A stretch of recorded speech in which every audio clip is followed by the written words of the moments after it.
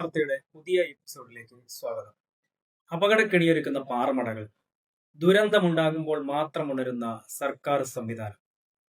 കഴിഞ്ഞ ദിവസമാണ് കോന്നി പാറമടയിൽ അതിദാരുണമായ സംഭവം ഉണ്ടായത്. പത്തനംതിട്ട കോന്നി ചെങ്കൽ പാറമടയിലാണ് പാറമടയുടെ മുകളിൽ നിന്നും കല്ലും വലിയ പാറക്കൂട്ടങ്ങളും ഇടിഞ്ഞ് താഴെ പ്രവർത്തിച്ചുകൊണ്ടിരുന്ന ഹിറ്റാച്ചിയുടെ മുകളിലേക്ക് വീണത്. അന്ന് ഒഡീഷ സ്വദേശിക്കും ബീഹാർ സ്വദേശിക്കുമാണ് ദാരുണാന്ത്യം സംഭവിച്ചത്.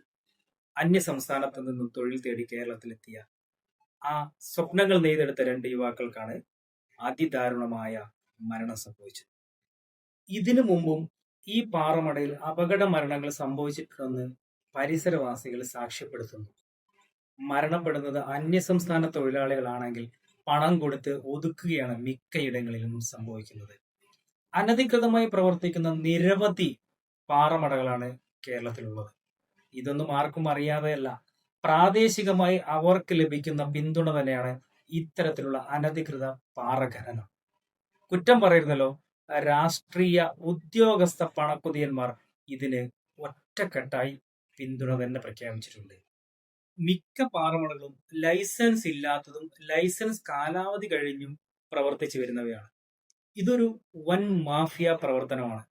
കൂടുതൽ പണം വളരെ പെട്ടെന്ന് കിട്ടുന്നത് കൊണ്ട് പാറ ഖനനം ഒരു മാഫിയ പ്രവർത്തനമായി മാറി. എന്നാൽ കരിങ്കല്ലിന്റെ ആവശ്യം വർദ്ധിച്ചു വരുന്നു എന്ന കാര്യം കണ്ടില്ല എന്ന് നടിക്കാനാവില്ല. ഒരു പ്രാദേശികമായ സ്ഥലത്ത് തുടങ്ങുന്ന ഖനനം ചുറ്റുമുള്ള വസ്തുക്കളെല്ലാം തന്നെ ഭീഷണിയിലൂടെയും അധികാരത്തിന്റെ പിൻബലത്തിലൂടെയും കൈക്കലാക്കി ആ പ്രദേശത്ത് മൊത്തം പാറ ഖനനം തുടങ്ങും. അങ്ങനെ ആ ഒരു പ്രദേശത്തെ മല, ഒരു വലിയ മല തന്നെ ഇല്ലാതായി മാറും. ഉപയോഗശൂന്യമായ പാറമടകളും മനുഷ്യജീവനെ ഭീഷണിയാകുന്ന സംഭവങ്ങൾ അനവധിയാണ്. കേരളത്തിൽ പ്രവർത്തിക്കുന്ന പാറമടകൾ നിയമാനുസൃതമാണോ പ്രവർത്തിക്കുന്നതെന്നും മനുഷ്യന്റെ ജീവനും സ്വത്തിനും ഭീഷണിയാകുന്നവയെ നിയന്ത്രിച്ചും ഇനിയെങ്കിലും അപകട മരണങ്ങൾക്ക് മുമ്പ് തന്നെ നടപടികൾ സ്വീകരിക്കേണ്ടതാണ്. അതിനുള്ള ആർജവം അധികാരികളും സർക്കാരും കാണിക്കേണ്ടതുമാണ്. അടുത്ത എപ്പിസോഡിലേക്ക് കാണുന്നവരെ നന്ദി, നമസ്കാരം.